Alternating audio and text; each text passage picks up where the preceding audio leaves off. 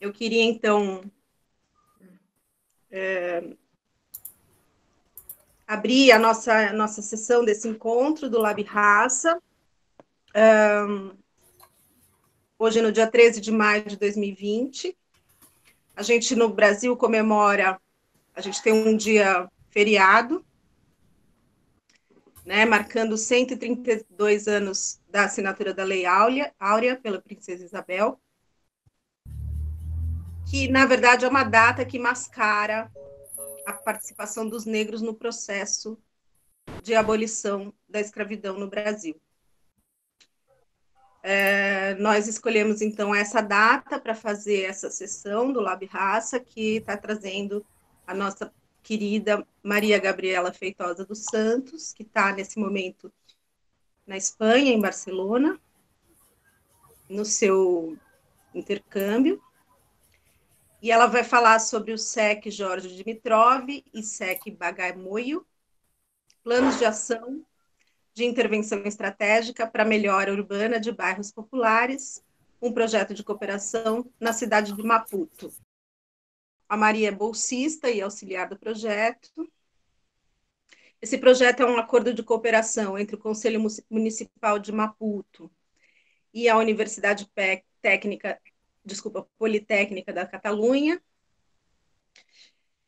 e a Faculdade de Arquitetura e Planejamento Físico da Universidade Eduardo Mondlane. É um projeto coordenado pela professora Arwen Prendergast Gumbau, espero ter pronunciado corretamente. Ela é doutoranda do Departamento de Urbanismo e Planejamento Territorial da Universidade da Catalunha. Ela é professora assistente das duas universidades que celebram esse convênio, e ela é especialista em urbanização de cidades subsaarianas, particularmente de Maputo. O projeto é financiado pela Prefeitura de Barcelona e pela Universidade Técnica da Catalunha. A professora Arwen está aqui hoje conosco. É uma honra para nós, uma alegria recebê-la aqui. Eu gostaria de lhe dar as boas-vindas. Então, a Maria pode iniciar. Olá a todos. Primeiramente, eu gostaria de agradecer o convite da professora Ana, coordenadora do laboratório, e por ceder esse espaço para eu compartilhar com vocês um pouco da minha experiência no âmbito desse projeto, que é o projeto de sistemas de espaços coletivos de Jorge Dimitrov e de Bagamoyo. Também gostaria de agradecer a presença da Auren, que é a coordenadora do projeto, e toda a orientação que ela tem me dado e a oportunidade de compor esse projeto. Já comentei um tanto de vezes que é um prazer para mim fazer parte desse projeto que tem perspectivas e objetivos que vão diretamente a temas com que eu anseio em trabalhar como arquiteta e urbanista, para além de ser um projeto que se concretiza em uma cidade africana. Agradeço também a presença do professor Xavier, do Departamento de Engenharia, como a Ana já comentou, da Faculdade de Informática de Barcelona, também da UPC, que ele coordena, está à frente desse teste piloto, que também faz parte do projeto nessa última fase. Também agradeço o CCD, né, a UPC, apesar de não estarem aqui presentes, mas na presença deles, pela essa oportunidade que eu estou tendo de trabalhar como bolsista aqui em Barcelona e ter ido para Maputo também como bolsista e estudante voluntária. E, por fim, também, mas não menos importante, agradeço a presença de todos os membros do Lab Raça e do Malungo que puderam estar presentes nesses tempos de pandemia, que nós sabemos da dificuldade de estar se juntando a esses encontros virtuais. Um pouco de contextualização, eu iniciei no projeto em novembro do ano passado, nesse contexto de intercâmbio, que eu estou atualmente na Escola Técnica Superior de Arquitetura da Universidade Politécnica de Catalunha, Eu integrei o projeto já na sua última fase, como eu vou comentar posteriormente, o projeto é composto de 4 fases.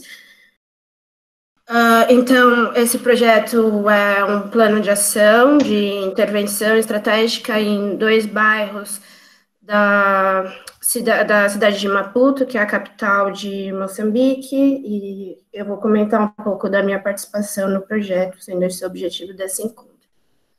Então, como nós já comentamos, o projeto é coordenado pela arquiteta Auren.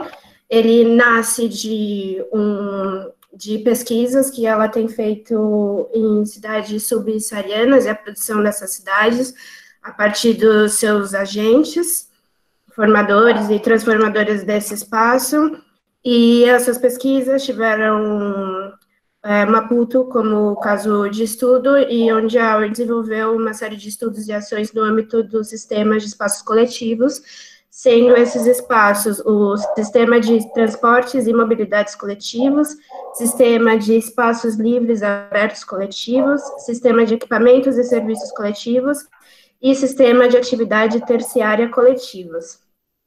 Então, esse projeto, ele se insere inicialmente na sua fase 1, 2 e 3, no Programa de Cooperação pela Justiça Global em Cidades Específicas da Prefeitura de Barcelona, sendo a sua formulação e implementação parte de uma colaboração entre o Departamento de Urbanismo e Planejamento Territorial da Universidade Politécnica da Catalunha, o Conselho Municipal de Maputo, como autoridade local, e a Faculdade de Arquitetura e Planejamento Físico da Universidade Eduardo Mondlane e a extensão universitária da faculdade, a Caia Clínica.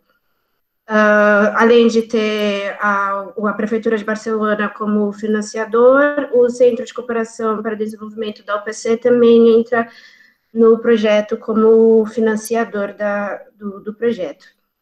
Para além disso, no âmbito dos colaboradores do projeto, durante essas 3 primeiras fases para processos de capacitação e para composição das atividades participativas que nós tivemos especificamente na fase 2, o projeto contou com a colaboração e apoio da Associação Sociocultural Horizonte Azul, a ASHA, da Habitat, da Unicef, Arquitetos Sem Fronteiras, e, claro, o quadro técnico do Conselho Municipal de Maputo, nas áreas que estão envolvidas no projeto. O quadro técnico esteve sempre, desde o princípio, apoiando o projeto e colaborando tanto no âmbito de fornecimento de informação, levantamento de dados, desenvolvimento de propostas e também em trabalhos de campo, e envolvem tanto técnicos do Pelouro de Ordenamento Territorial, de desenvolvimento local,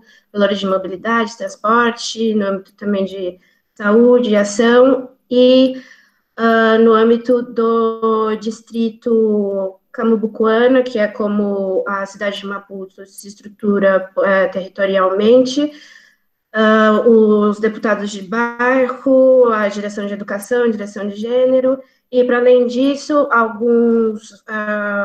algumas empresas e entidades de fornecimento de infraestrutura básicas, como a Eletricidade de Moçambique, a EDM, desse distrito, Fundo de Investimento e Patrimônio do Abastecimento de Água, Águas da região de Maputo, Gauate, Administração Nacional de Estradas e, por fim, as estruturas administrativas nessas fases de Jorge Dimitrov e o chefe de quarteirão, que são uma espécie de chefes, de líderes políticos, de uma subdivisão que é feita dentro do bairro, também numa organização de estrutura territorial. Na última fase do projeto, que é a fase 4, há algumas atualizações. Na verdade, ocorre uma extensão do projeto por um bairro que está imediatamente ao sul de Jorge Dimitrov. O projeto não abarca a totalidade do bairro, mas uma parte dele, então há essa extensão, e dentro dessa extensão há novos parceiros e colaboradores. a Faculdade de Informática de Barcelona entra como parceiro do projeto para o teste piloto do Sistema de Informação Integrado, a fim de criar um aplicativo para facilitar, basicamente, a administração urbana e trazer uma participação popular no informe de problemas urbanos para uma melhor gerência. E nessa etapa já não tem o financiamento da Prefeitura de Barcelona e o CCD, o Centro de Cooperação da UPC, se torna o único financiador do projeto. No âmbito das colaborações, agora nós temos a Escola Técnica Superior de Arquitetura da Corunha, da Universidade de Corunha, que tem nos auxiliado no desenho de propósitos das intervenções estratégicas, através de uma disciplina do programa de mestrado da faculdade, e também o Cartolab, que também é um laboratório vinculado à Universidade de Corunha, que está elaborando, junto com o professor Xavier, mapas temáticos do projeto para a interface desse teste piloto. No âmbito do quadro técnico, além de toda a equipe que já vinha nos apoiando, integrando o projeto, nós temos o acréscimo da estrutura administrativa do bairro do Bagamoio, por conta da inclusão do bairro e a extensão do projeto, e dos chefes de quarteirão desse bairro. O objetivo do projeto é garantir uma oportunidade de acesso a esses sistemas de espaços coletivos que o projeto pauta, de uma forma equitativa e inclusiva, pensando sempre na realidade e especificidades locais e incentivando a participação da população para a eleição dessas propostas de intervenção estratégica, buscando essa conectividade entre esses sistemas de espaço coletivo através de rotas que sejam seguras e de qualidade, pensando em duas perspectivas específicas principais também, que é a perspectiva do gênero, também dos grupos vulneráveis, que seria o grupo das crianças, dos idosos, para além das mulheres e as pessoas com capacidades físicas reduzidas e intelectuais também. E aí, dentro desse objetivo geral, nós temos dois objetivos específicos. O primeiro se trata efetivamente desse desenvolvimento do projeto técnico para intervenções estratégicas para essa melhora de acessibilidade e mobilidade nesses dois bairros, através dessas rotas que conectam os sistemas de espaços coletivos. E o objetivo específico 2 é no âmbito acadêmico, e que se busca desenvolver bases sólidas para esse desenvolvimento do urbano aplicado, busca através das análises e as metodologias aplicadas no projeto, o diagnóstico percebido e o processo e a própria formulação das propostas, incentivando e através da participação dos estudantes no âmbito da extensão interuniversitária, porque há um encontro entre os estudantes de Maputo e os estudantes da Universidade Politécnica da Catalunha. Também se busca o envolvimento da comunidade acadêmica para o melhoramento e ação efetiva no meio urbano. Basicamente isso. E, para além disso, também o projeto tem uma componente importante, que é a construção de uma base de dados em formato georreferenciado, que vai ser fornecida e está sendo ao longo de todo o processo para o Conselho Municipal de Maputo, através de um sistema de classificação integrado de informação do GIS, que foi desenvolvido e acordado com o Conselho, a fim de tanto atualizar as bases da administração e gerar uma organização dos dados.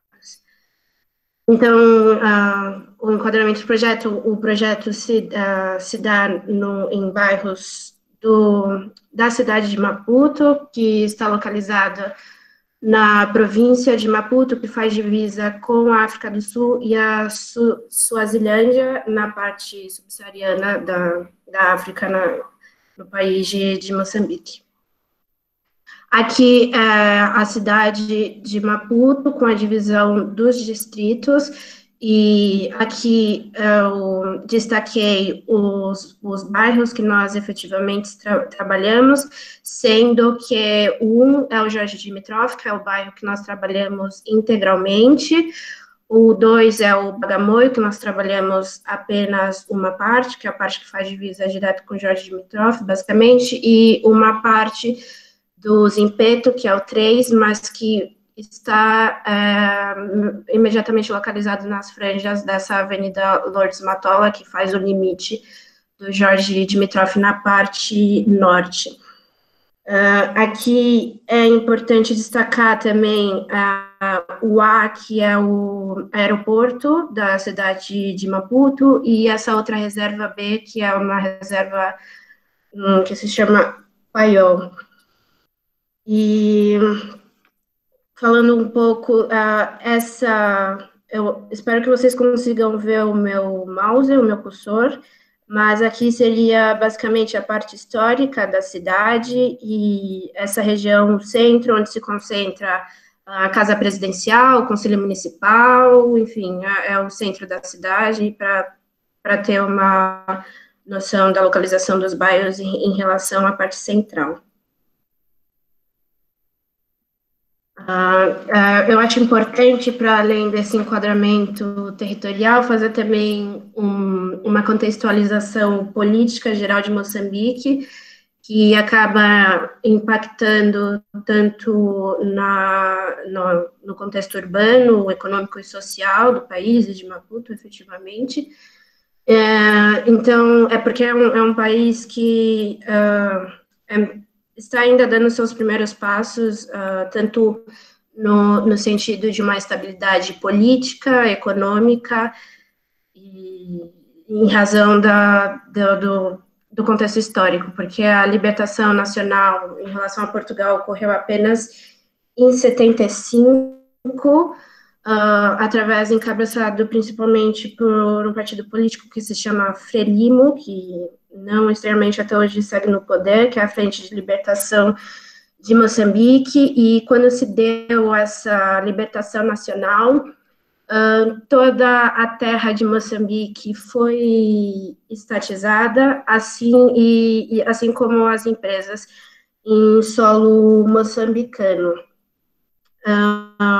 Então, até hoje, a terra é de propriedade do Estado e não pode ser vendida, ou de qualquer forma alienada, hipotecada, penhorada, qualquer coisa do gênero, e é de uso de direito de todo o povo, e se consegue o direito tanto para explorar como moradia ou exploração econômica através de um DOAT, que é o direito de uso de aproveitamento da terra. E no âmbito econômico, o país teve uma reabertura por conta do partido que estava mais atrelado a princípios marxistas em 87, mas até hoje as empresas de Maputo podem empregar uma porcentagem específica de estrangeiros, sendo 5% da totalidade dos trabalhadores estrangeiros nas empresas que empregam mais de 100 trabalhadores, 8% nas empresas que empregam entre 11 e 100 trabalhadores e 10% nas empresas que empregam até 10 trabalhadores.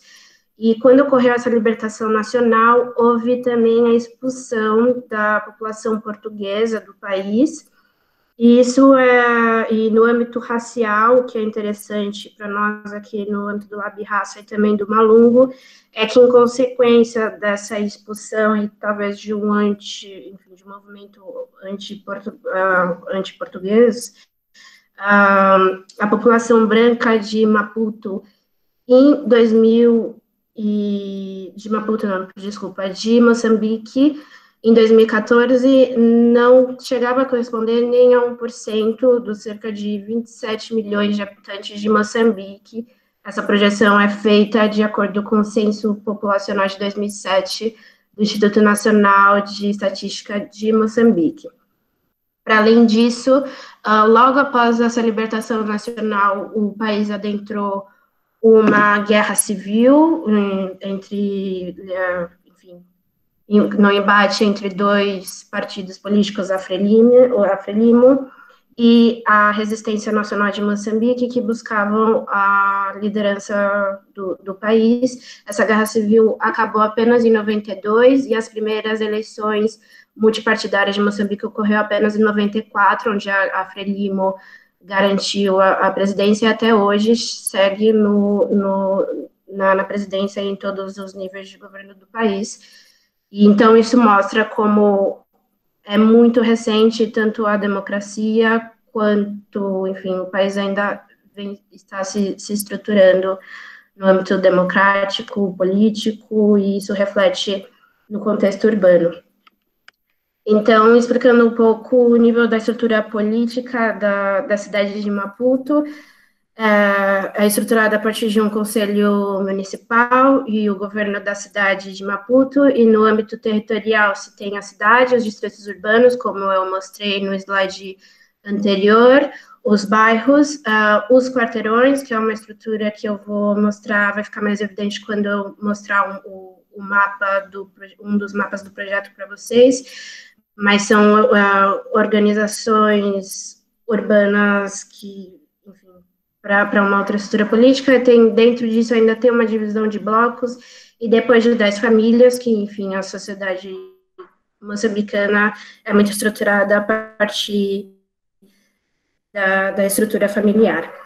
E na estrutura administrativa, então, tem o Conselho Municipais, as variações, direções municipais, departamentos municipais, direções de distrito, as secretarias de bairro, que eu ensinei também nas estruturas da equipe do projeto, os quarteirões e as 10 famílias.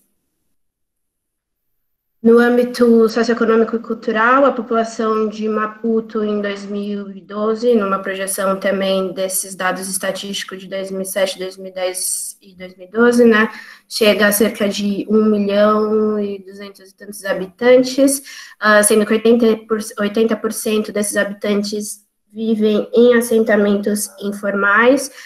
A língua principal e oficial é o português, mas há todos os idiomas africanos locais, moçambicanos, e quando nós vamos para os bairros, se percebe que o português, na verdade, é muito pouco falado, a não ser pelas pessoas mais jovens. A religião de maior exponência é o Zione, que é uma religião sul-africana, surgida na década de 20, que tem se difundido bastante nos bairros populares e as aldeias do sul de Moçambique, que é justamente a região de Maputo, em Moçambique, que é exatamente a região que faz fronteira com a África do Sul, e a Maputo corresponde a 20,2% do PIB moçambicano, sendo que os principais setores econômicos é o comércio, transporte e comunicações, serviços imobiliários, comerciais e serviços financeiros. Então, a nível do trabalho, a estrutura política com que nós trabalhamos também, então, são essas estruturas administrativas dos bairros, que envolvem as secretarias, os chefes de quarteirão e as 10 famílias. Falando um pouco também do transporte em Maputo, o transporte coletivo é realizado, isso também por o que eu percebi na minha vivência quando eu estive lá, que eu estive lá entre janeiro e fevereiro desse ano, a chapa, que são essas mini-combis, e que beiram, na verdade, a informalidade, apesar de ser necessário uma licença para operar, e se ter essa licença, se tem uma rota e as paradas, os pontos que se deve realizar as paradas, mas em razão da precariedade do trabalho, onde se tem um condutor e o cobrador, que começam cerca de 4 horas da manhã e vão até meia-noite, sem nenhuma pausa, na verdade, se precisa conseguir o número máximo de passageiros para garantir o dinheiro do dia. Então, na verdade, quando você corre uma chapa, elas vão parando basicamente cada esquina para conseguir pegar os passageiros, e sem respeitar qualquer limite mínimo, máximo de lotação. E aqui é um mapa das paradas e as rotas que essas chapas percorrem. Para além também tem o machibombo, que seria o nosso ônibus, mas assim que eles se referem. Aqui seria, então, a parte histórica da cidade, o bairro do museu, e etc., onde está localizada a casa residencial. E aqui o aeroporto, e essa região onde está localizado os bairros em que nós estamos trabalhando. Aqui as paradas de Bagamoio, e etc. Então, já entrando no âmbito do projeto, da metodologia em si, eu vou começar pela primeira fase, onde que eu ainda não estava acompanhando a equipe, mas foi onde ocorreu o mapeamento e levantamento de dados. Como o projeto também tem uma perspectiva que ele possa ser replicado em outros bairros e de assentamentos informais, conforme, claro, sempre respeitando a realidade de cada bairro e as especificidades locais. Quando o projeto se estendeu para Bagamoio, essas fases estão sendo realizadas da mesma forma.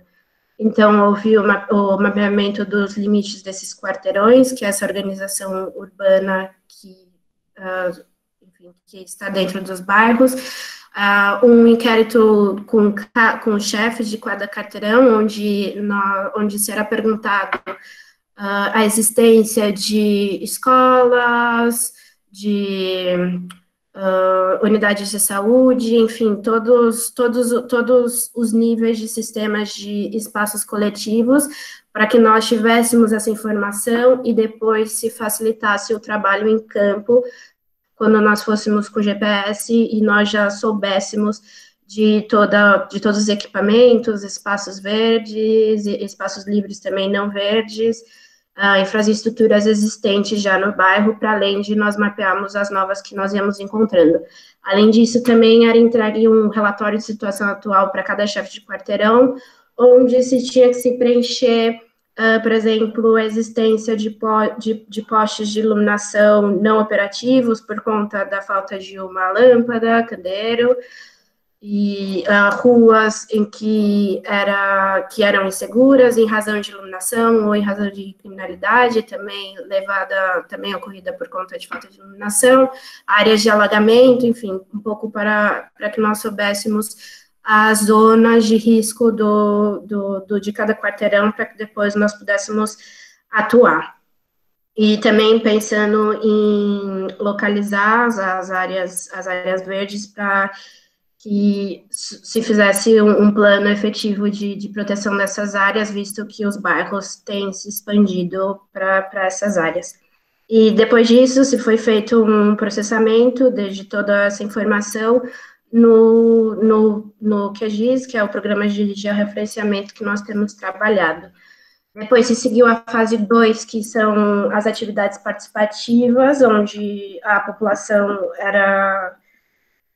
onde se teve a participação da população para a eleição dessas intervenções nos sistemas de espaços coletivos. Então, primeiro ocorreu um workshop formativo com o quadro técnico do Conselho Municipal de Maputo, que também o quadro técnico foi visitar os bairros para compreender e, de fato, compreender tanto espacialmente e as questões de maior risco e as áreas que seriam de prioridade para atuação. Depois ocorreu uma capacitação em participação transversal e gênero para grupos vulneráveis, então mulheres e idosos.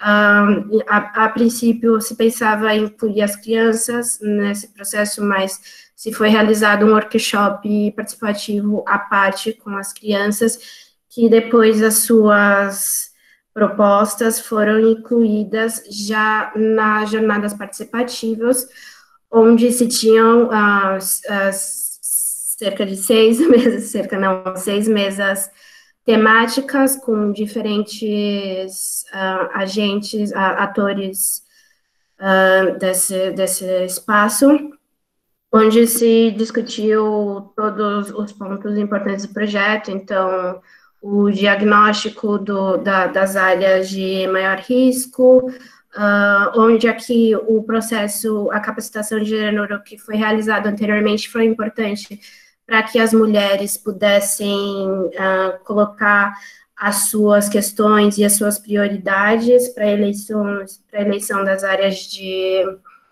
intervenção. Depois também a proposta das crianças também foi incluída, como eu havia comentado, nesse processo das jornadas participativas, e os processos, e também esses processos do OT, que há muitos moradores que não possuem esse direito de uso da terra e que se precisa regularizar. Aqui eu trago um pouco da relação do quadro técnico que tem nos apoiado para o desenho do projeto técnico e eleição também, e para levantamento dessas áreas, mas é importante frisar que as áreas de atuação foram acordadas nesse processo de atividades participativas que ocorreram na etapa 2 do projeto.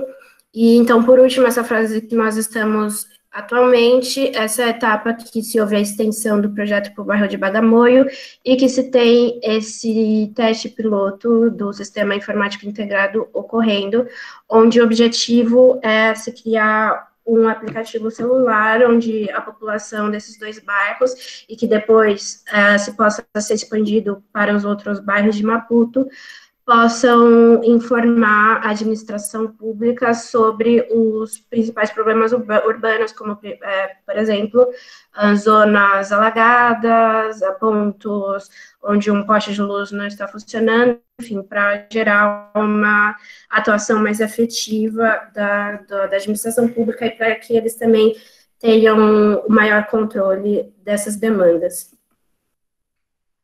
Também antecedendo a fase, enfim, ao desenho das propostas, nós realizamos um estudo de mobilidade e acessibilidade integrados de estudantes de primário e secundário de 6 escolas públicas ou comunitárias de Jorge Dimitrov, sendo elas a escola primária completa 1º de junho, a escola primária completa unidade 29, a escola comunitária Jorge Dimitrov, mais conhecida como 4 Salinhas, a escola comunitária São Francisco Xavier, a escola secundária Embucuana e a escola comunitária Tititinha.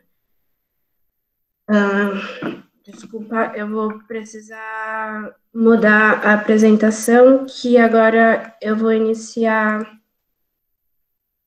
a apresentação dos mapas efetivamente produzidos. Eu já estava partilhando, desculpa, no âmbito do projeto.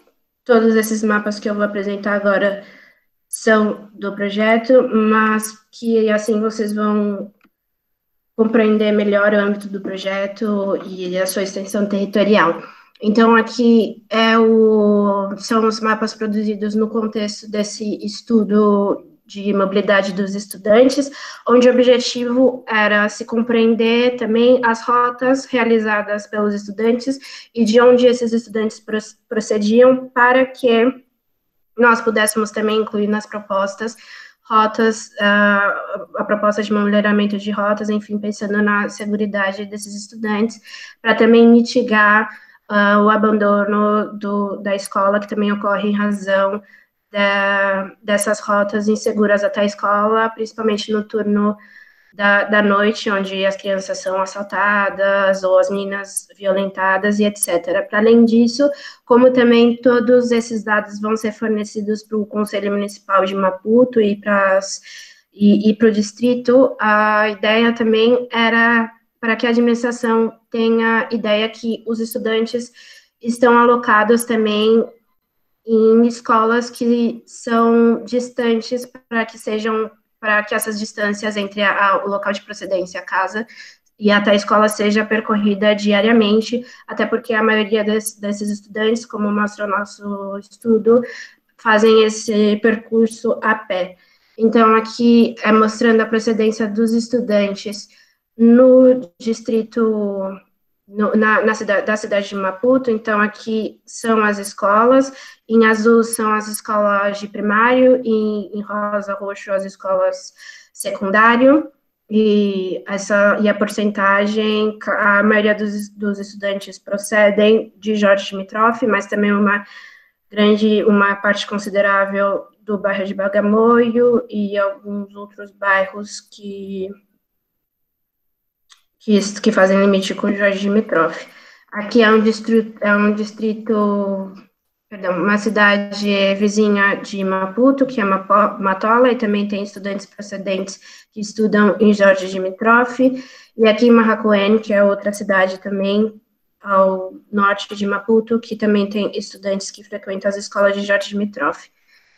Aqui, então, é um estudo por zonas que nós fizemos, e aqui está evidenciado a divisão das zonas, que foi uma divisão que nós fizemos a partir de raios de distâncias, compreendendo que uma distância específica percorrida para além de 60 minutos a pé, por exemplo, é demasiado para uma criança de escola primário e secundário percorrer diariamente.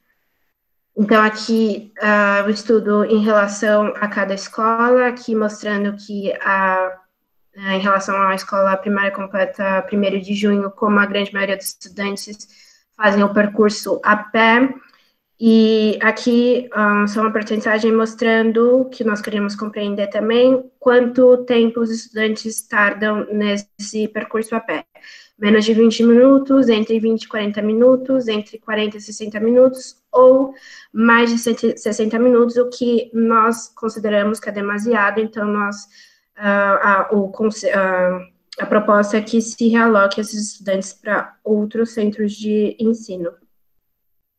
Então, aqui o estudo referente a cada escola, e acho, enfim, mas o resultado basicamente o mesmo, dessa questão a grande porcentagem ir a pé, e dependendo da escola e sua localidade, a porcentagem dos estudantes que tardam mais de 60 minutos varia.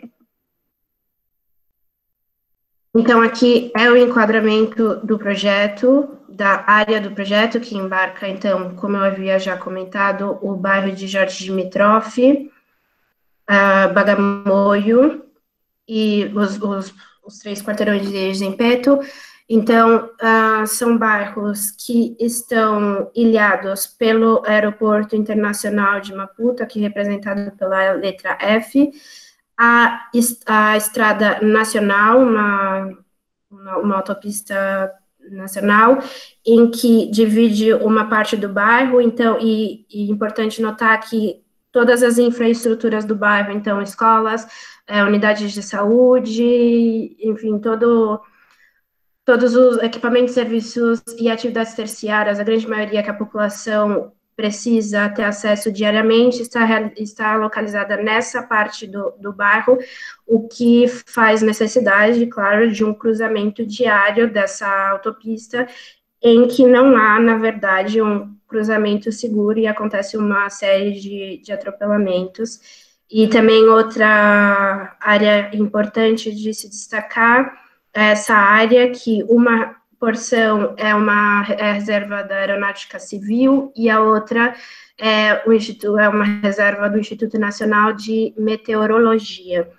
E é um descampado em que também é uma área de grande risco, sem cuidados, com matagal, em que crianças, mulheres têm que cruzar diariamente, e acaba sendo um grande foco de criminalidade, violência, abuso à mulher, e também é uma área de grande preocupação para o projeto. Aqui são as divisões dos quarteirões, essa organização territorial que eu havia comentado. Então, Jorge Dimitrov está representado pelos quarteirões azuis, são 143 quarteirões, mais esses 3 de Zempeto, E esses bairros, Jorge Dimitrov foi elegido como área de atuação do projeto partindo do próprio Conselho Municipal de Maputo, a extensão para Bagamoyo também, porém, essa inclusão desses 3 bairros de Zimpeto ocorre tanto para integração do projeto dos sistemas de espaços coletivos e, enfim, para integração e melhor efetividade do projeto. Aqui é a acessibilidade do bairro através do transporte coletivo, então são as paradas de ônibus, o que fica evidente também que a população residente dessa área, que faz limite com o aeroporto, basicamente, e com essa área da vedação, que são as áreas de reserva da Aeronáutica Civil e do Serviço de Meteorologia, tem uma dificuldade de mobilidade e acessibilidade bem evidente. Aqui são os sistemas são os equipamentos e serviços coletivos, aqui ensinando a porcentagem por titularidade, então, que a grande, enfim, se diferenciando entre pública, privada ou comunitária. Aqui são os mais relevantes, que estão evidenciados escolas, as secretarias e administração, as estruturas administrativas do bairros, as unidades de saúde, maternidade. E aqui, o que é interessante notar também, não estranhamente, como também acontece no Brasil, nos bairros populares, é a grande presença de igrejas e barracas, que seriam os nossos botecos, como, enfim, atividades de maior concentração e de maior existência aqui no bairro, porque aqui são as porcentagens dos equipamentos e serviços, e aqui se percebe que o ócio e recreio, representado fortemente pelas barracas, que são esses pontos brancos, é o que se sobressai no bairro, que representa 58,5% dos equipamentos e serviços do bairro, e as igrejas seriam esse roxo, que representa 23,10% do bairro, dos equipamentos e serviços no bairro, que seriam esses pontos em azul, diferenciados pelo tamanho do centro religioso, entre de grande porte, médio porte, pequeno, ou a extensão de casas. Aqui, então, há a especificação de cada equipamento, de acordo com, enfim, com uma classificação. Aqui são os sistemas de espaços livres, abertos, coletivos, as áreas verdes. Então, essas grandes extensões de áreas verdes são áreas de machambas, que são áreas de cultivo privado, e que estão localizadas na extensão do rio Ifulene, um corpo d'água aqui, e que também, claramente, é uma região de expansão do bairro, que também é uma área que se pretende no projeto ser uma área de proteção ambiental. As outras áreas também, essa área grande é um charco, uma área que fica alagada e que também tem um depósito de lixo, uma lixeira a céu aberto. Aqui, então, são, especificando área de machamba, tem também ruas de machamba, que são ruas onde se tem o cultivo enfim, de hortaliças. E aqui são os sistemas de espaços livres abertos não verdes. Aqui o que se sobressai também é essa área da vedação, já comentada também. A tipologia, desculpa. E aqui são os sistemas de atividades terciárias, então aqui também os pontos brancos, de novo, são as barracas, esses pontos de venda de bebida alcoólica, e supermercado, ATM. Aqui se percebe, é interessante percebendo sempre a concentração desses serviços nessa região para lá da Autoestrada Nacional. Aqui são as infraestruturas básicas, então aqui também essas linhas são as únicas valetas ou vala de drenagem existente no bairro, então também se tem um sério problema de ponto de alagamento durante as épocas de chuva, e até porque todo o bairro, basicamente, com exceção da autoestrada, da Rua de Bagamoio e da Rua da Paz, são ruas de arenal, o que se faz extremamente difícil a mobilidade, principalmente em dias quentes, enfim, em época de seca há uma acumulação de areia, e em época de chuva não há essa drenagem, então gera esses pontos de alagamento de casa, etc. Então, também evidenciando os pontos de furo de água para obtenção de água no âmbito privado, e os contedores de lixo, que são poucos, e também se há um problema sério de despejo de lixo a céu aberto no bairro. Aqui, então, se mostra o sistema de coleta que se existe no bairro, como na área de trabalho, na verdade, e os pontos em vermelho são os quarteirões em que não há coleta de lixo. Essa coleta ocorre também, se pensa no projeto, acessibilidade desses que são mast shovels, que são aquele carrinho de coleta de recicláveis que nós temos no Brasil, seria o equivalente a isso. E aqui se mostra também a área que eu falei que tem a lixeira ao céu aberto. E aqui, então, um mapa em que se evidencia as áreas de risco, conforme a classificação de primário, secundário, terciário e menor. Aqui é um erro na legenda, desculpa, mas os vermelhos seriam de maior risco.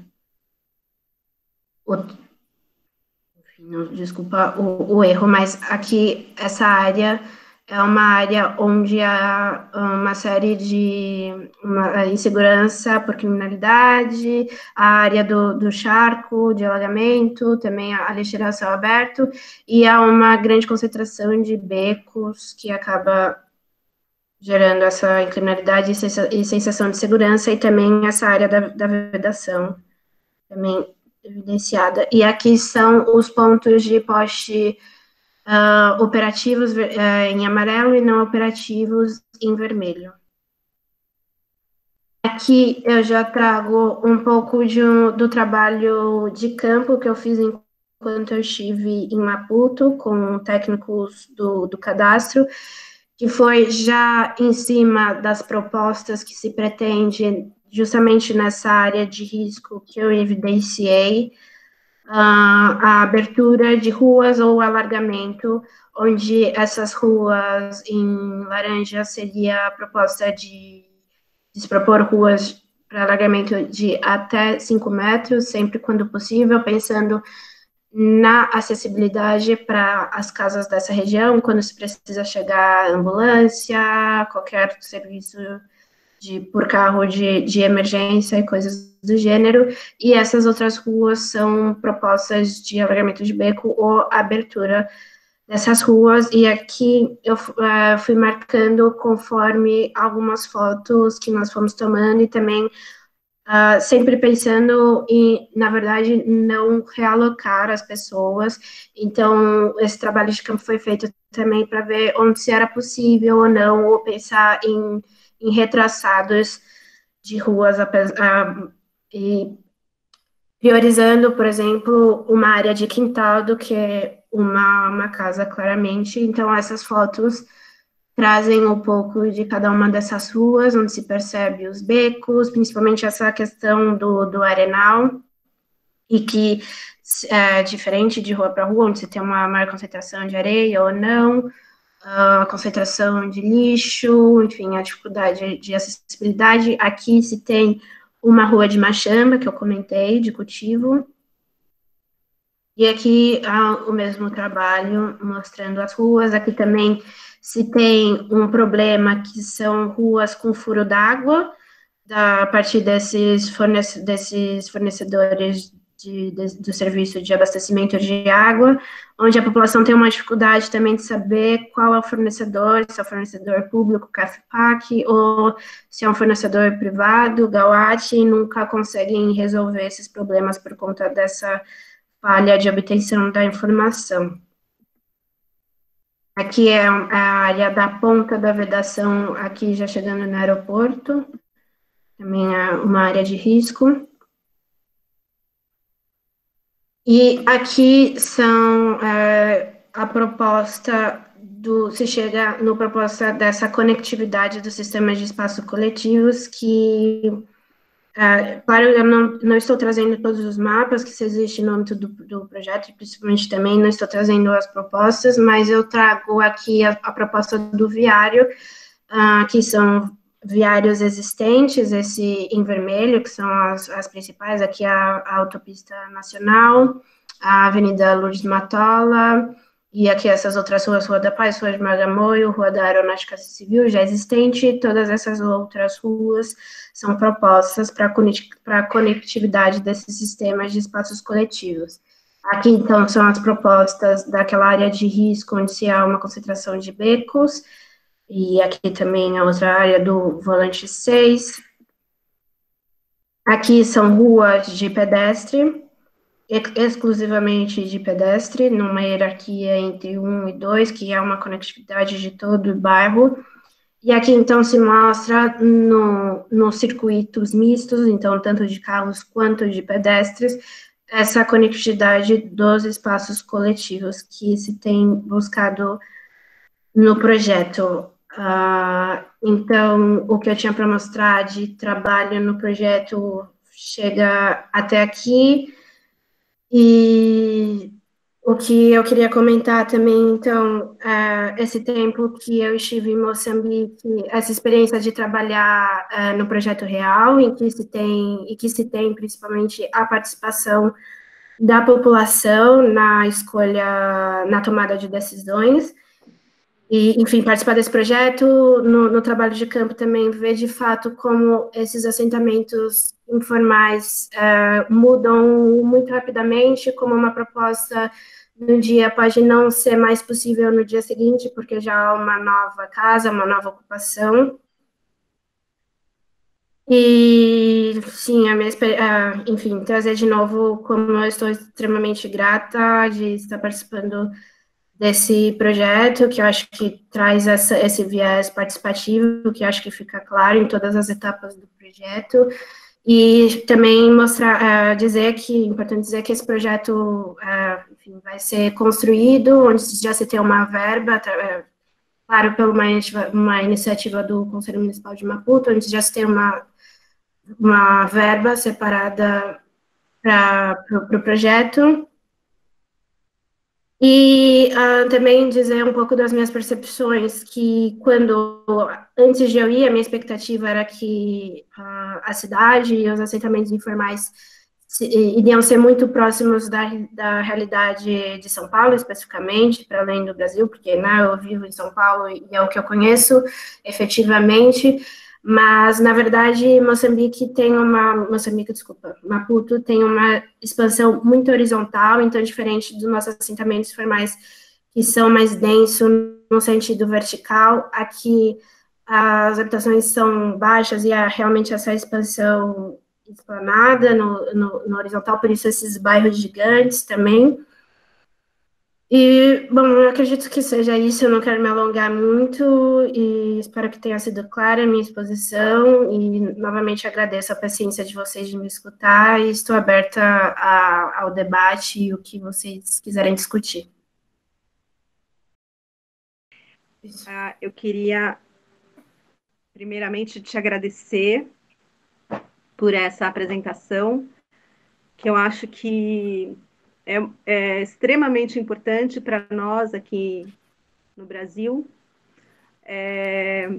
porque, por incrível que pareça, uma boa parte da população negra no Brasil provém de Moçambique, e, no entanto, a gente conhece tão pouco esse país, a gente tem tão poucas informações sobre a cidade de Maputo, a sua estrutura urbana, os seus problemas, que por vezes são tão parecidos com os problemas das nossas cidades aqui no Brasil, e também pela oportunidade da gente conhecer com esse nível de detalhe o projeto que vocês estão desenvolvendo lá. Então, eu agradeço muito a tua apresentação. Eu queria abrir a palavra para ver se tem colocações, perguntas. Eu mesma tenho algumas reflexões, algumas perguntas, algumas dúvidas, talvez, que não dê nem para responder, mas eu gostaria de dividir com vocês. Primeiro que é muito impressionante, fiquei muito impressionada com a ideia de que 80% do território da cidade ou da população urbana de Maputo vive em condições precárias, né?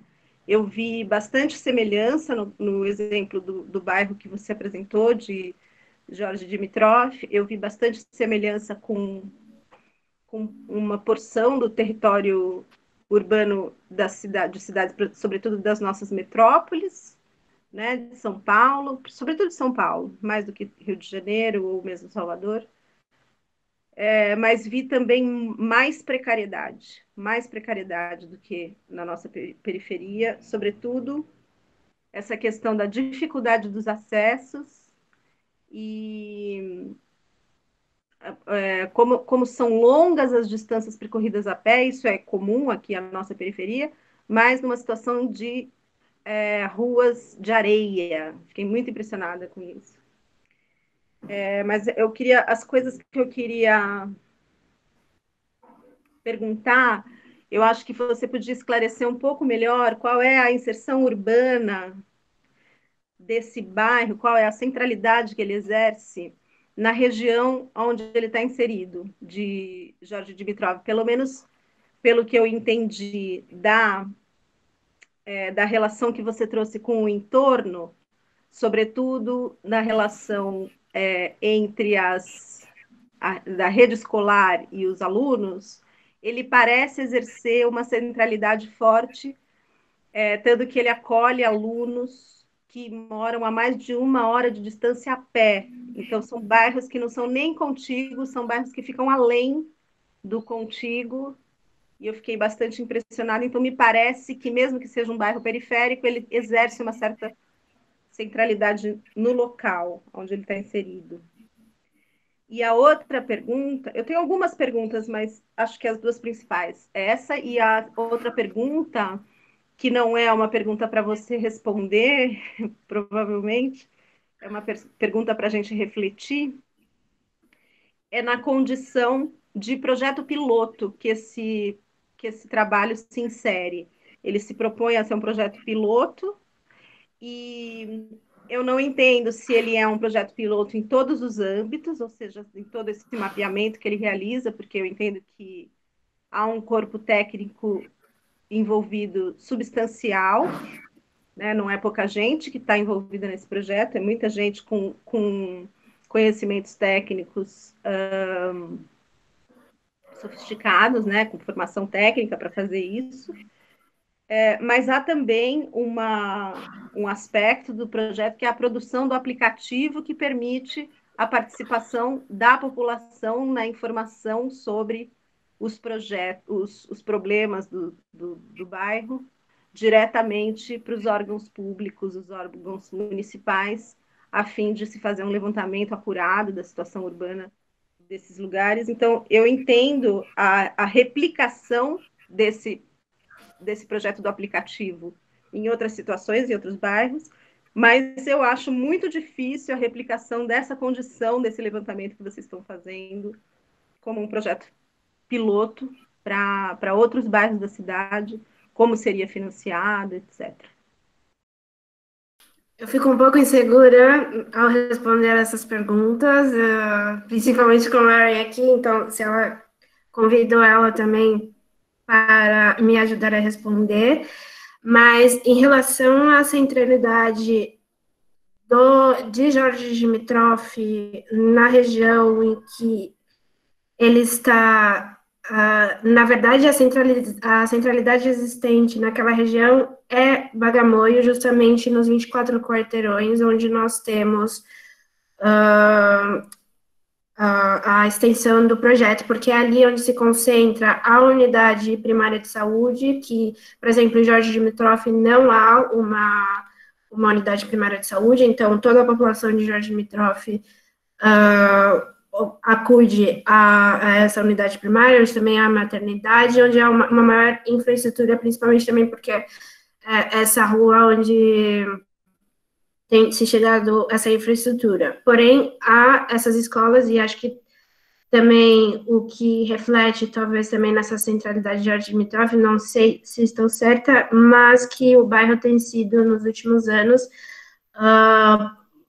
um objeto de investimento e, na verdade, de atuação do Conselho Municipal, através de um plano de estruturação urbana, eu acredito, enfim, de uma série de intervenções urbanas, tanto no âmbito de equipamentos, etc., que talvez reflita essa centralidade, mas que, enfim, confesso que não estou segura nessa minha resposta e convido a Aaron depois a complementar. E no âmbito de projeto piloto também, creio que ela é a melhor pessoa para responder, mas que eu acho que minha opinião e como eu vejo o projeto nesse âmbito de replicação, talvez não nesse esforço de fôlego de todo esse trabalho de levantamento de dados, que de fato requer muito fôlego, mas justamente por trazer a faculdade de arquitetura da Eduardo Mondlane e etc.,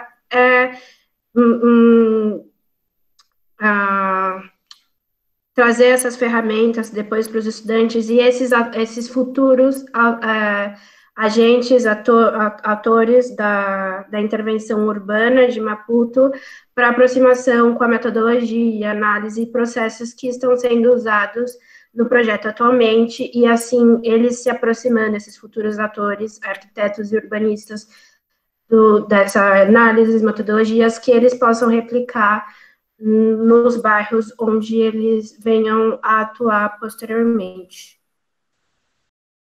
Sim, eu não apontei os temas todos, mas vou tentar me lembrar. O Maputo que tem é basicamente um monocentralidade. Então, nós chamamos assim, não sei vocês.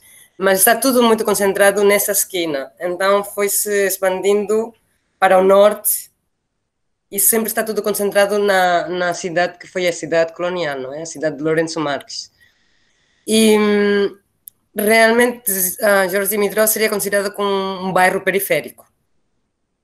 Temos dos mais centrais, mais cêntricos, até os mais periféricos, e Beto é o último. Então, antes deste está Jorge Dimitrov, e acredito que está a linha reta, obviamente não de percurso, são uns 10 quilômetros ou mais do centro.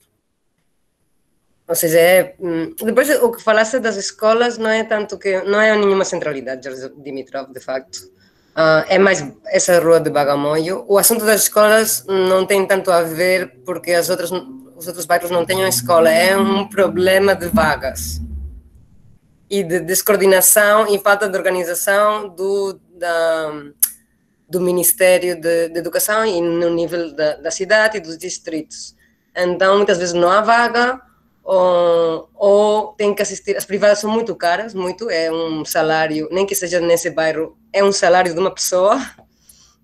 E depois as comunitárias dependem, algumas são mais assequíveis, outras não tanto. Então, no âmbito público, as escolas têm muita pouca capacidade e vão procurando.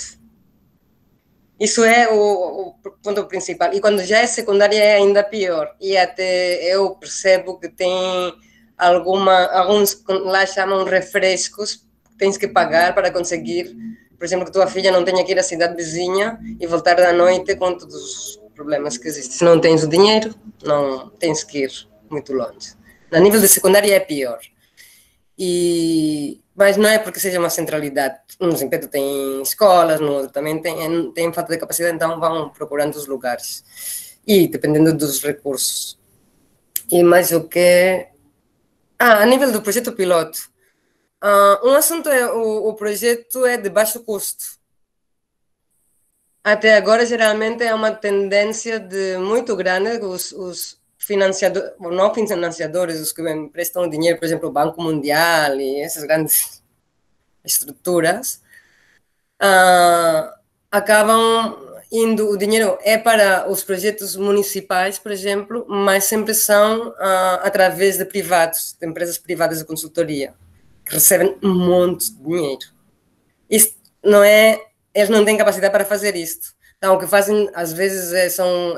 até uma da Espanha fez um projeto de requalificação, foram 3 vezes lá. Então, fazem propostas que não são muito...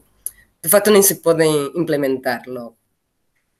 E, então, um aspecto é de baixo custo. O outro é que há uma falta muito grande de base de dados. Então, às vezes, fazem algumas propostas sempre olhando para as coisas mais urgentes. Zonas alagadas, problemas de grande drenagem, ou de lixo, etc. Mas não se olha no conjunto das... Tipo, é uma cidade, essa cidade, além de solucionar os problemas de urgência, tens que já propor, para mim, é pensar já um pouco mais além disso.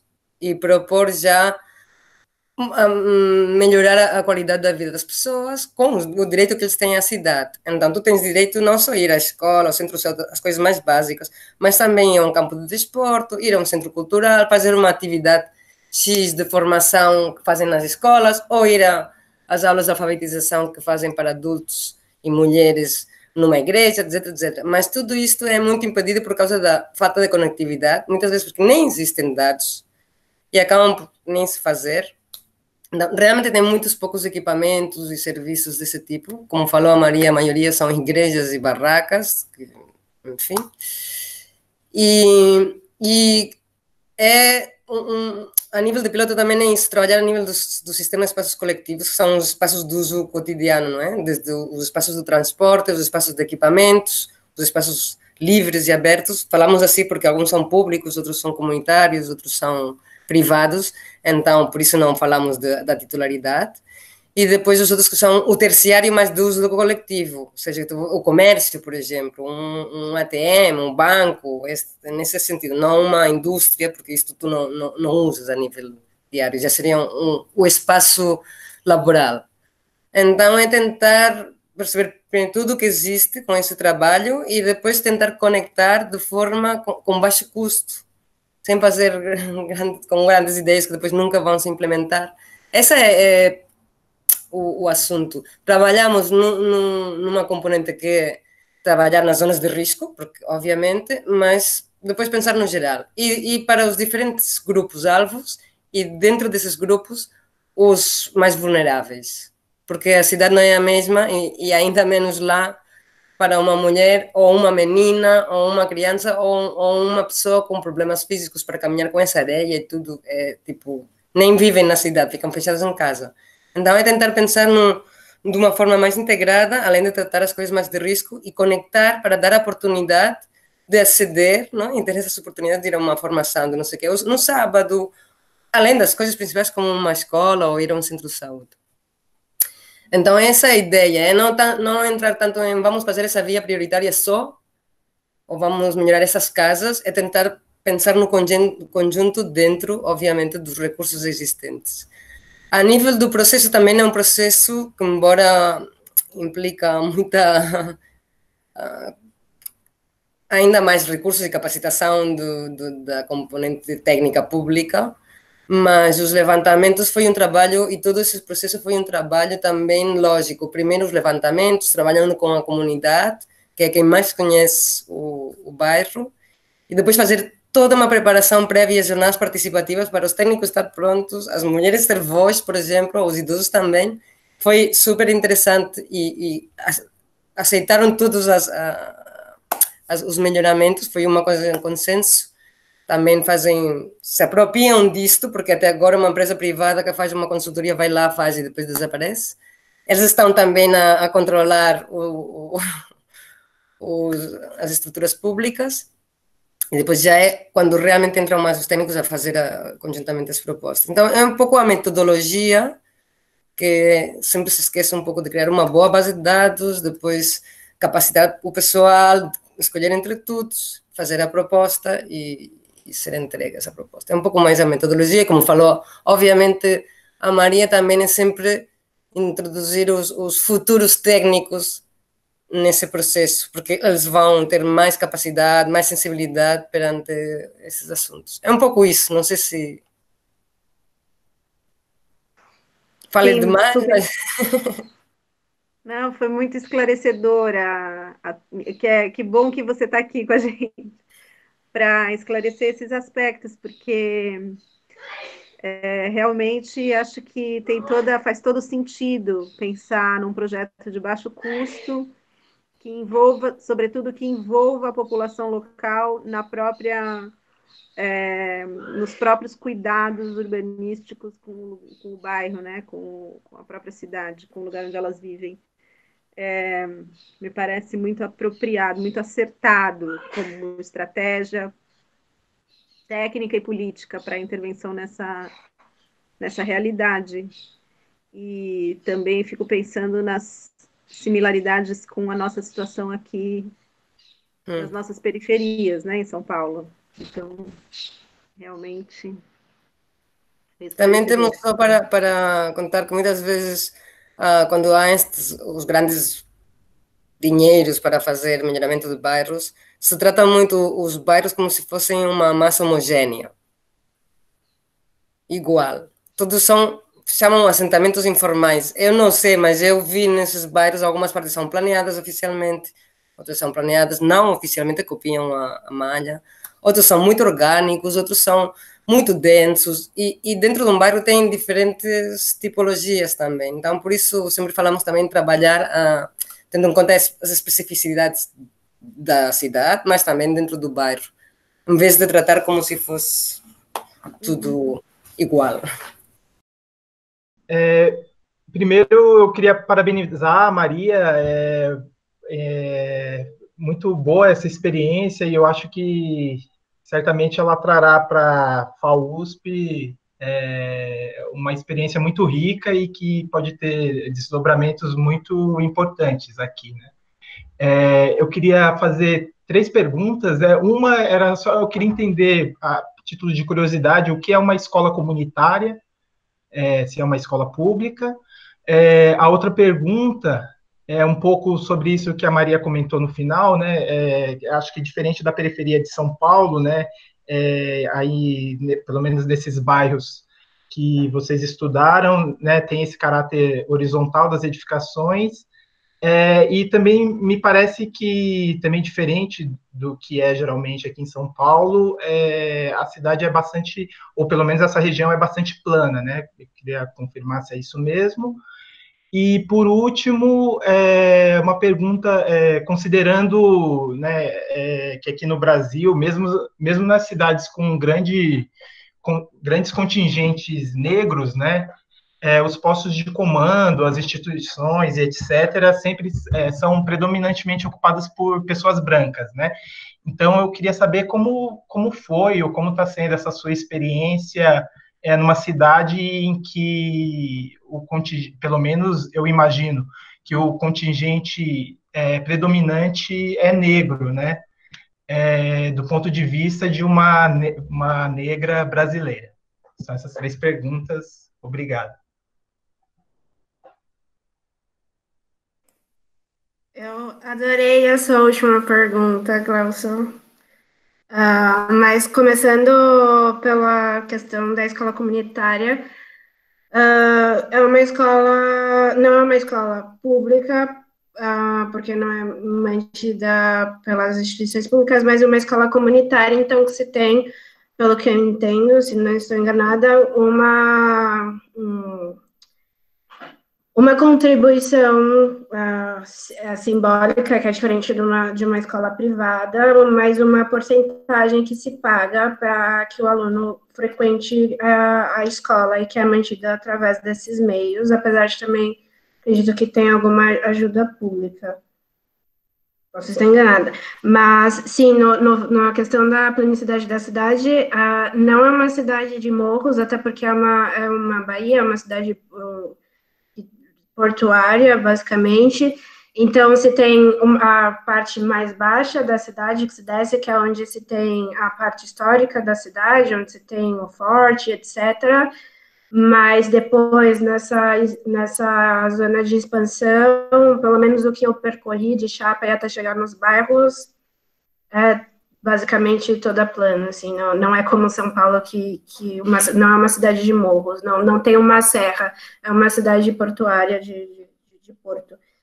E quanto ao tema da minha experiência como negra brasileira na cidade de Maputo, onde de fato se tem, como eu já tinha comentado, se tem uma porcentagem muito efêmera de brancos e o grosso da população, a grande maioria é a população negra, foi peculiar, para dizer o mínimo, e que já digo que é algo que eu acho que eu tenho que refletir muito ainda e revisitar, porque, justamente, eu acho que, numa experiência, num ponto de vista bem pessoal, foi a primeira vez, eu acho, que eu me vi quase que do outro lado da moeda, assim, porque eu chegava nos lugares e eu não era lida, apesar de eu ser negra, eu não era compreendida como igual a eles, porque eu vinha do Brasil, que eles entendem que é um país que tem uma melhor condição econômica, então também eu tinha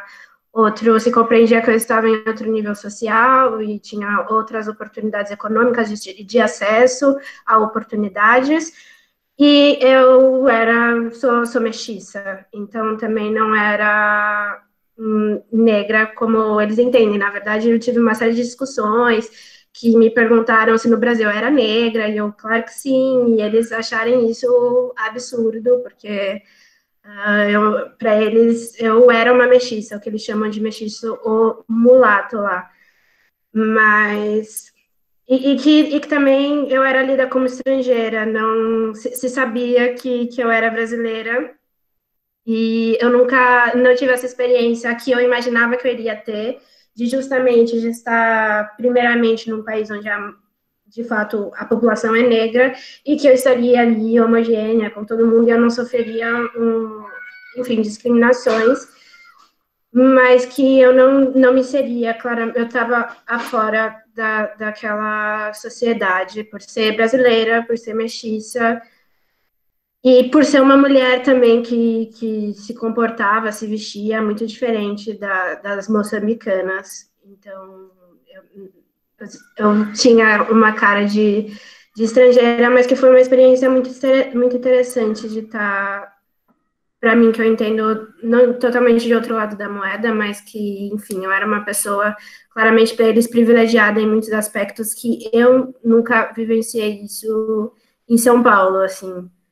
Então, também perceber esse outro lado e perceber, de fato, que o Brasil, enfim, não sei se ficou claro que também... E eles consomem muito também a cultura brasileira. Então, no primeiro dia que eu cheguei, eles estavam assistindo novela do Brasil, assim, em todo lugar. Então, primeiro tem essa aproximação com o Brasil, muitos têm o sonho de conhecer o Brasil e etc., mas também tem esse distanciamento que eu não pensei que eu fosse sentir estando lá. Eu pensei enfim, que eu me sentiria mais pertencente, assim, de uma população, e não foi o caso, apesar de ser muito bem recebida, etc., mas que eu claramente não era parte da sociedade deles. Que interessante, né? Sim. Que pergunta interessante, que resposta mais interessante ainda. Primeiro, Maria, obrigada por essa apresentação. Eu já tenho ouvido falar muito do seu trabalho, muito positivamente. Quero conseguir conversar pessoalmente assim que você voltar.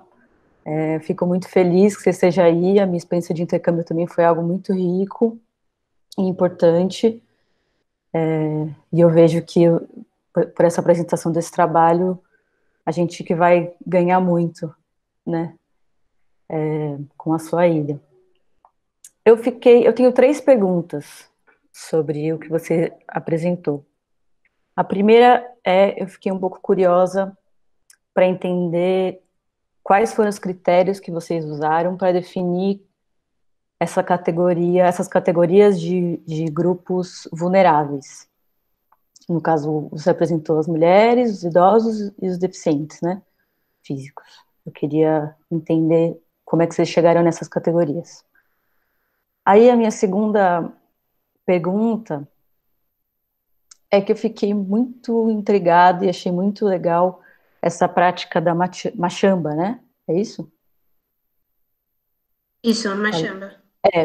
Como me corrija se eu estiver enganada, é uma prática coletiva de administração de um pedaço de terra que não passa pelo Estado como a gente conhece, né?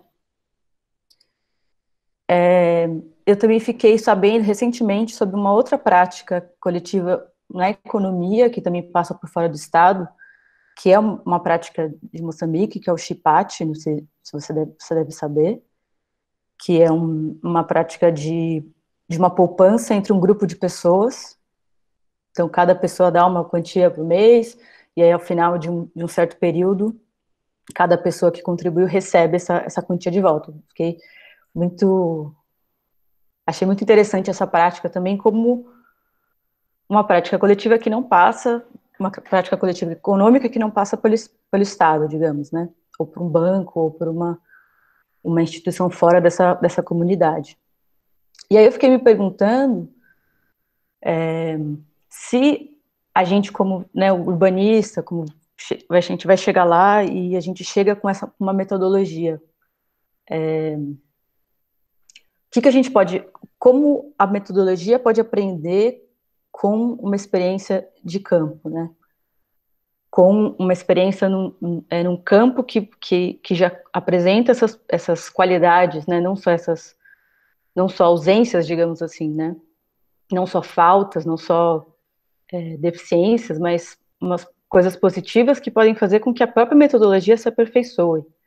Então, eu queria saber se houve nessa experiência de vocês algum aprendizado metodológico com essa experiência de campo, além, né, de deixar participar.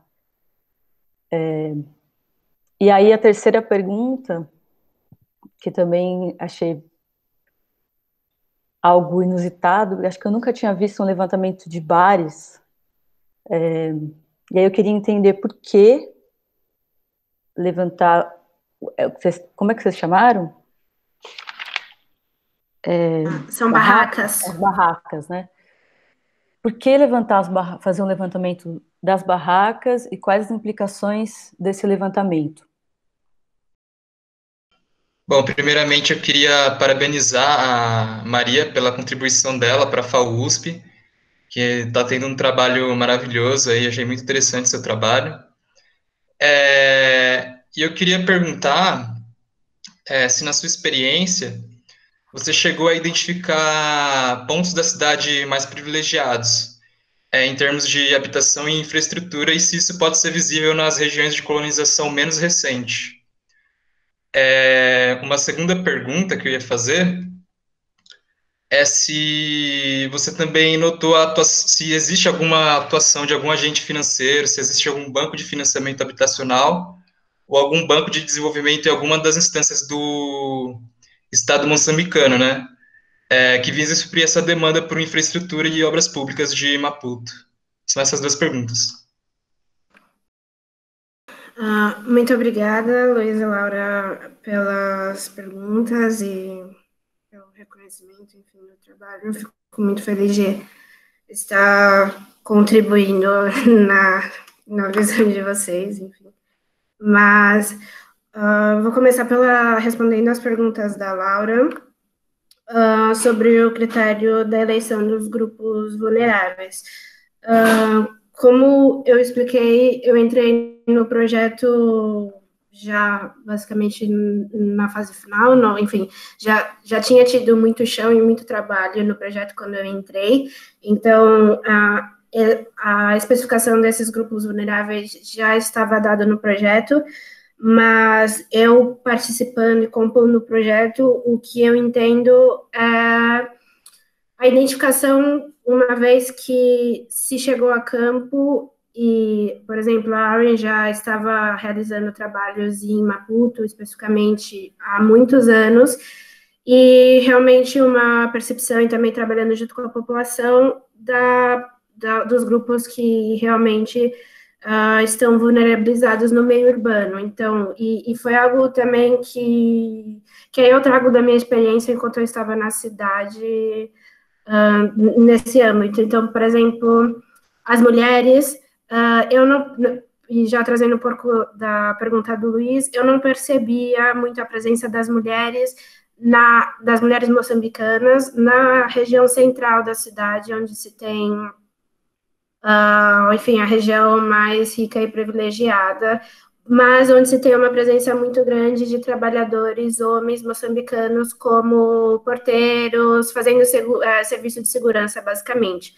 Então, essas mulheres, se percebe a presença da mulher moçambicana e como ela é importante também para a estruturação da economia moçambicana quando você começa a ir para os bairros e você vê que, de fato, ao meu ver, que são elas que levam a economia urbana, assim, do país, porque são elas que estão na rua vendendo os produtos que são cultivados, enfim, são elas que estão fazendo essas feiras a céu aberto, esses mercados a céu aberto, são elas que estão à frente desses negócios.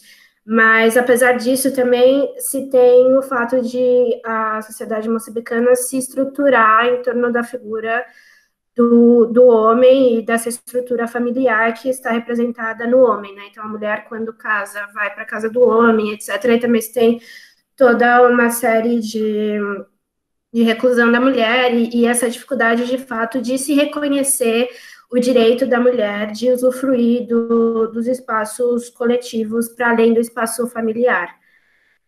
E dentro disso também o grupo das crianças, por conta ser um grupo vulnerabilizado, acredito, entendo, por conta da forte presença, ao meu ver, dos lixos nas ruas. Então, as crianças, esses espaços que deviam ser coletivos para um espaço de brincar e de lazer da criança, na verdade, estão ocupados por montanhas de lixo, e elas brincam nesse espaço, o que a gente também percebe em uma série de bairros, talvez, do Brasil também. E justamente o que a Ellen trouxe dessa questão dos grupos com capacidade reduzida por conta dessa realidade das ruas serem de areia e uma quantidade que vai se acumulando, então uma dificuldade de locomoção mesmo, em que essas pessoas estão sempre a depender de outras pessoas para conseguirem se locomover de um ponto a outro.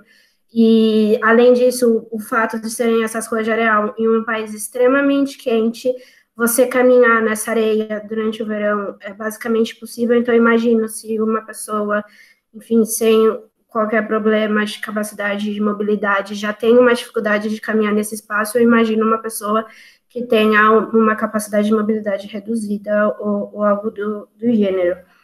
No âmbito das machambas, na verdade, as machamas que eu mostrei, aquelas grandes áreas que estão próximos ao rio Infulene, são, na verdade, machamas privadas, que, inclusive, pessoas de outros bairros vão cultivar, enfim, ali naquele espaço, e muitas vezes não tem nem relação com a população que mora naquele local. Então, existem poucas, que são a minoria, existem uma ou outra machambas de cultivo comunitário, mas não são todas. Eu acredito, pelo que eu percebi, que essa questão do cultivo comunitário ocorra mais nas ruas de machama, mas que são em menor quantidade, e ocorrem sempre nesses espaços residuais e que estão sujeitas a desaparecer por conta de novas ocupações e etc.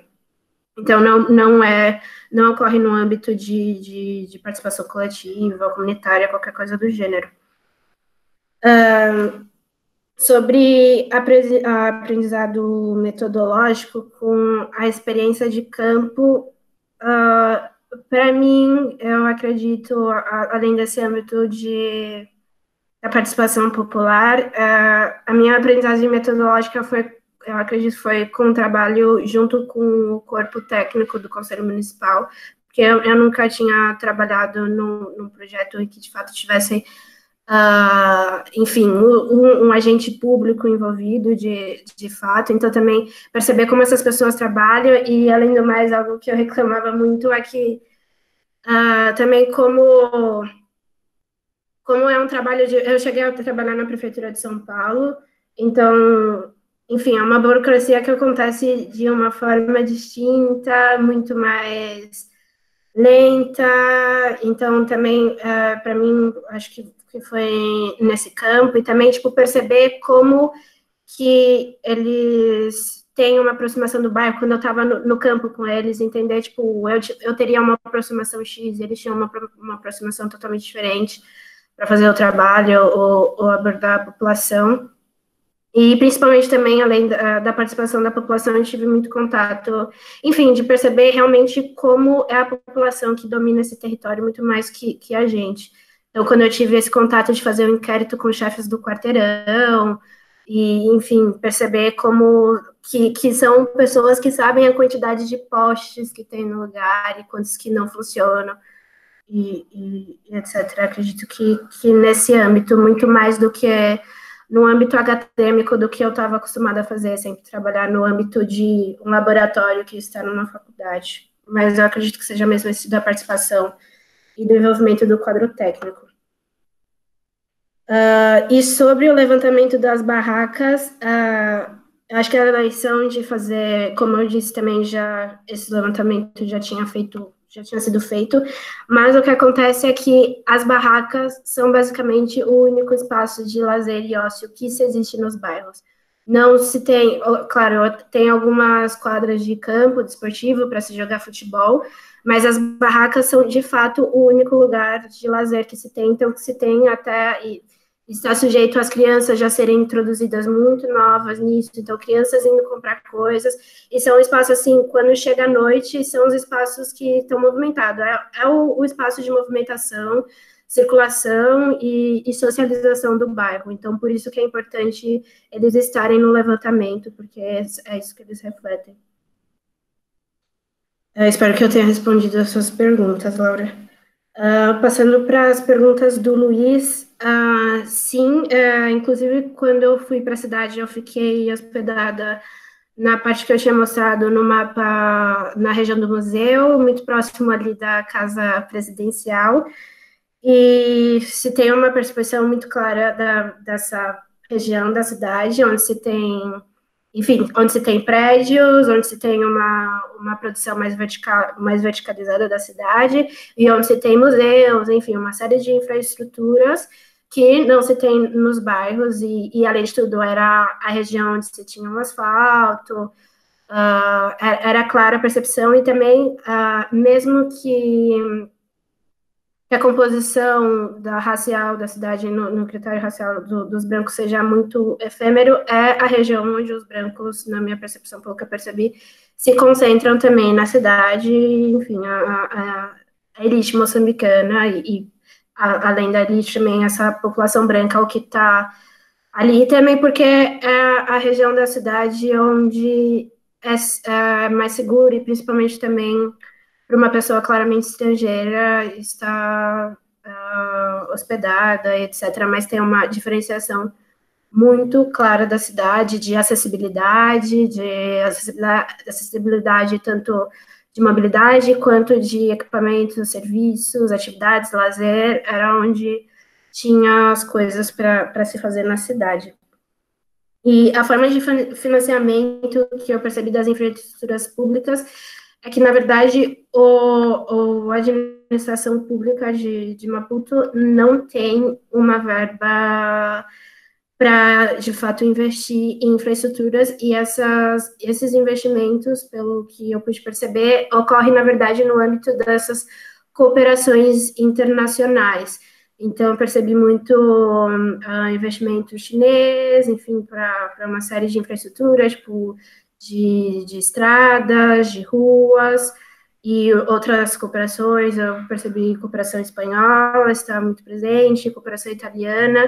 Então, que, na verdade, as grandes obras de infraestrutura de Maputo ocorrem através dessas cooperações, e também com esses grandes órgãos, o Banco Mundial, como a Aaron já comentou, e não, de fato, de uma verba existente do governo, porque, enfim, na verdade, Moçambique é extremamente explorado por conta das riquezas enfim, não é como se o governo tivesse um fundo grande para investir na cidade. Esse aspecto do financiamento e da condição de exploração internacional em Moçambique, acho que e a presença dos países europeus e agora da China maciçamente, os países africanos, acho que é um assunto para uma sessão só para discutir só isso, né, Maria? Mas, na verdade, a gente já está...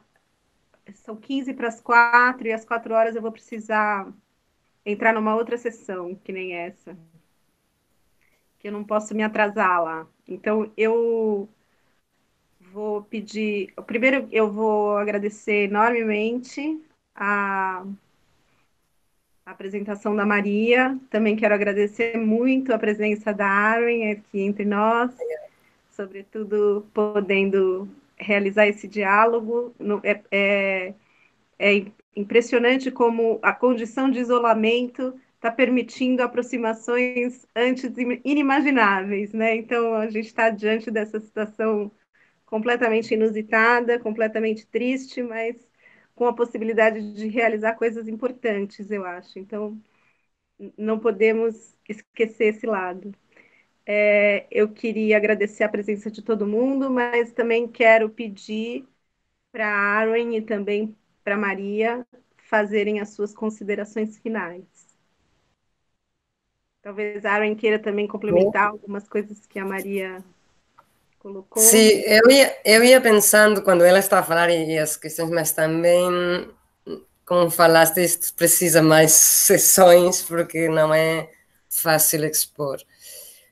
Se calhar, eu estava ainda lembrando de uma questão que colocaram, que quem está a governar realmente, quem tem o poder no país, são os brancos, que lá chamam mulungos, ou os mulandes são os negros. São assim como...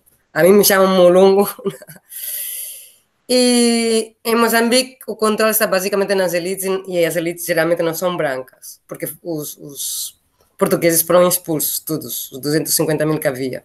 Então vamos tirar a parte de que obviamente o grande capital e grandes empresas de exploração são quem controla, mas ao nível dos governos também não é muito bem visto, não sei se diz assim, que seja um branco a estar num nível muito alto.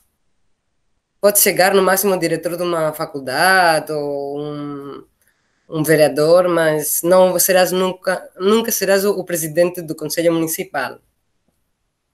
Mas pronto, não faz mal.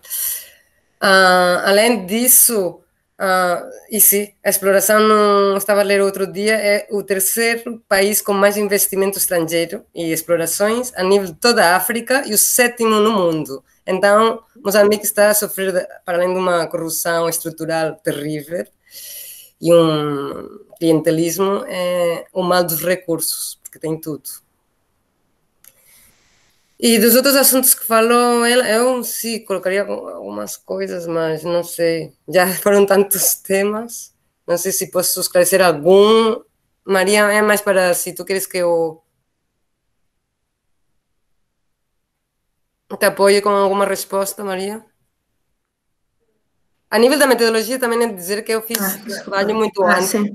Então, eu já trabalhei em 5 bairros, fiz levantamentos e pesquisa e fui trabalhando e melhorando a metodologia em 5 bairros completos, não é? Então, umas 200 mil pessoas que estavam abrangidas. Então, por isso que já tem um tempo de evolução. Eu não... sempre se pode melhorar tudo, mas eu acho que é mais a questão de como engajar realmente o Conselho Municipal, que não tem recursos, capacidade, que são... Não, são muito bons trabalhadores no geral, na verdade, é bastante complicado. Como fazes para que realmente um projeto consiga chegar no fim e não acabes fazendo tudo tu? Porque eu acabei fazendo quase tudo eu e com Maria e algumas outras pessoas, mas embora eles participaram, é muito difícil e o importante é que sejas, é para eles, que seja seu, mas acabas fazendo o contrário que querias fazer. Mas pronto, isso são outras questões bastante complicadas e em Maputo ainda mais. Não sei, Maria, se tu queres que eu responda alguma coisa. Acho, talvez nesse âmbito dos financiamentos das infraestruturas, nesse âmbito que a gente chegou até a conversar uma vez, mas do que o Conselho Municipal de fato é capaz de investir em infraestrutura, etc. Como tem diferentes níveis, tem o governo e o governo investe nas suas áreas, mas dentro do município, o município de Maputo tem um estatuto especial em todo o país. Então, quem governa o Conselho Municipal é o responsável da cidade toda, além da Estrada Nacional e algumas infraestruturas nacionais, como o aeroporto, etc. E não tem recurso nenhum, porque não é quem tem capacidade de permitir exploração das empresas, etc. Tudo isto é nas zonas mais rurais, ou na costa, no norte, etc. Então, não tem essa capacidade. E também não tem recursos porque 80% da população, não, de facto, o 90% da população é considerada pobre ou por baixo da pobreza extrema. E a maioria trabalha, os 70%, no setor não formal ou informal, pelo que não paga taxas. Então, nem o Conselho consegue as taxas necessárias para depois investir na cidade. Tem uma incapacidade de dinheiro. Tudo depende do exterior. A nível dessas grandes infraestruturas, por exemplo, essa ponte tão grande que fizeram, estradas, não é cooperação, Maria, é uma dívida que o país constantemente e a cidade constantemente tem. São todas as dívidas que continuam. Ou é em troca. Por exemplo, o Estádio Nacional, que está em Maputo, foi construído pelos chineses a câmbio de uma exploração que para mim é super ilegal de florestas no norte. Então, todas as mafias e tal. Depois, se tens o Banco Mundial, por exemplo, essas grandes instituições que não é cooperação, é financiamento, é outra dívida. E já quando entras esse tipo de cooperações, tipo espanhola, italiana, holandesa, não sei o quê, então cada uma tem sua linha de trabalho. Por exemplo, a cooperação espanhola trabalha muito apoiando o setor da saúde, o Ministério da Saúde, em programas, não é tanto implementação, é mais dentro da gestão, coisa assim. Depende de cada um. Mas há uma dependência demasiado alta. E eu, embora poderia fazer uma crítica super grande a toda a Europa e todos os colonizadores e toda a herência que deixamos lá, etc., etc., tem muito a ver a corrupção, o clientelismo e tudo que existe também lá. Então, tanto dinheiro que está a entrar e tanto dinheiro que não chega à maioria.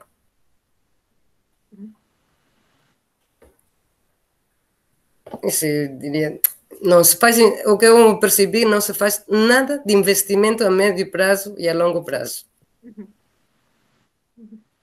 Mas isso é um problema também muito de Moçambique e outros países. Enfim, dá para outras.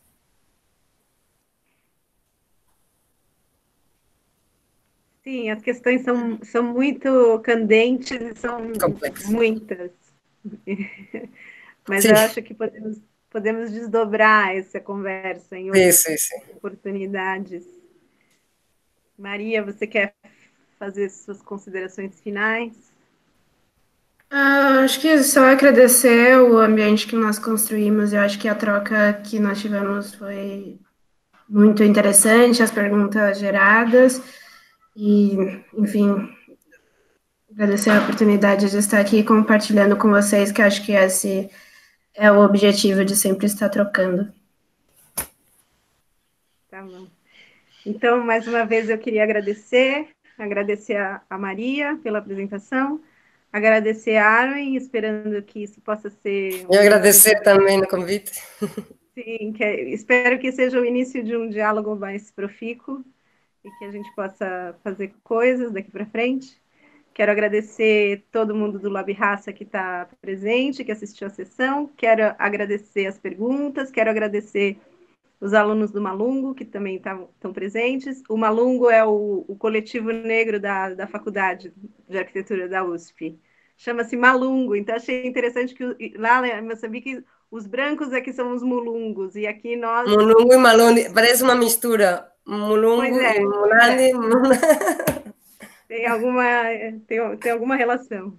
Alguma origem. Então, infelizmente, vamos ter que encerrar a sessão, mas ela vai ficar gravada, ela vai ficar disponível. Depois eu passo o endereço para todo mundo poder assistir, tá bom?